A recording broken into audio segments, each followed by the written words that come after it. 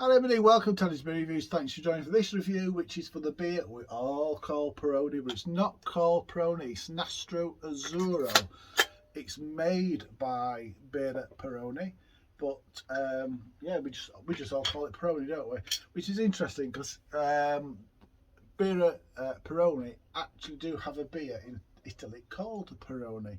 So I thought I had reviewed this before, but I've not reviewed it on video. I've only ever had it and reviewed it on Untappd. So I have got a lot of, I suppose, little warning. I've got a lot of lager coming up. So if you're not into your lagers, you might want to just not watch me for a couple of days whilst I get through all these lagers. But I've got to get through them, otherwise they'll be stuck on the shelf forever. Yeah, so I did, and what I will do actually, I'll put a link to it, but I did review the Grand Reserve version of this, the better version of this, which was absolutely amazing, and also the Aldi version of the Grand Reserve, which was even better. And I'll put some links into the description of this video. Macro Euro lager manufacturers I always find very disappointing. So we'll see, this is like it, shall we? It's 5.1%, I think. It says hopefully. I did mean to have a look, but I think Peroni's 5.1 still.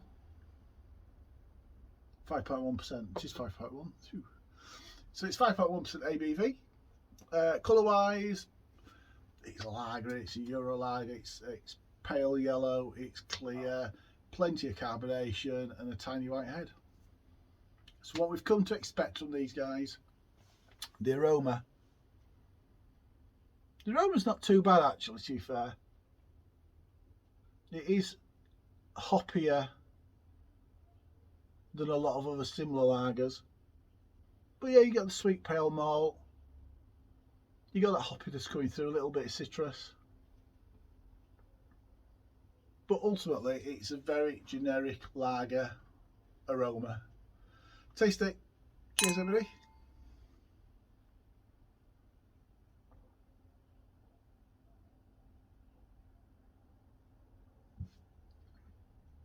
Oh, excuse me.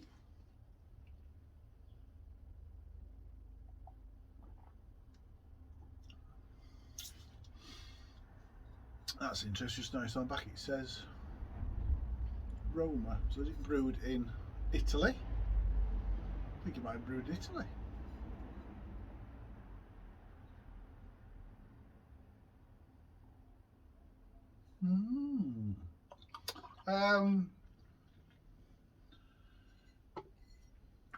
It is actually a little bit more tasteful than a lot of other similar lagers, to be fair.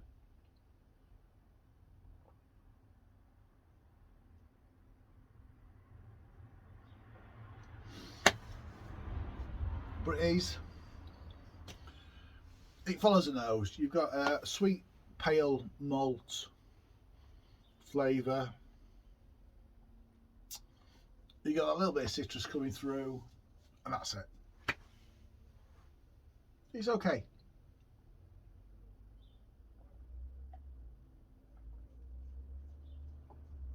It's got a really light, gentle bitterness on the back end. And not a lot really, not a lot after that. As Euro lagers go, it's got that DNA of being a very, very generic lagery taste, even though this is a little bit more tasteful than some, to be fair.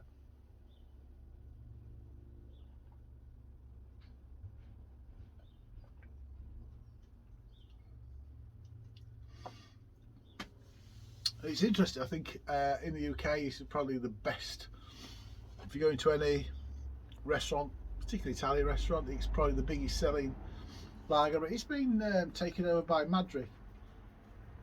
I do know Madri have done a really, really good job in undercutting. Peroni are quite, Peroni are quite adamant that the charge that they have for their lager stays like that, and I think there's very little room, if any, for discount. a Madrid compared to theirs, which I've reviewed. It's an average European lager, in my opinion. They've come in and they can completely undercut Peroni. So lots of restaurants now are taking Peroni out and putting Madrid in. So it'll be interesting to see how these guys respond.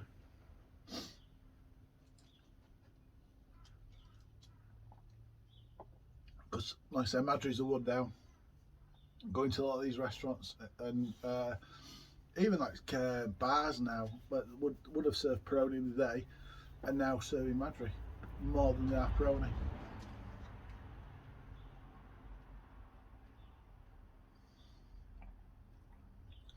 Do you know what? It's okay. It is flavoursome, I'll give it that. And it's inoffensive. There's nothing really bad to say about it.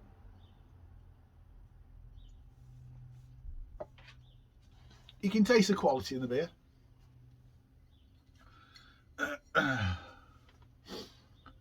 But Nastro Azzurro, yeah, it's a little bit above average for me when it comes to the whole beer experience, and for that it's going to score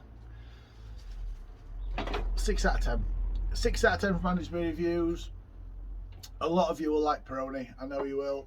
Let me know what you would score Peroni out of 10.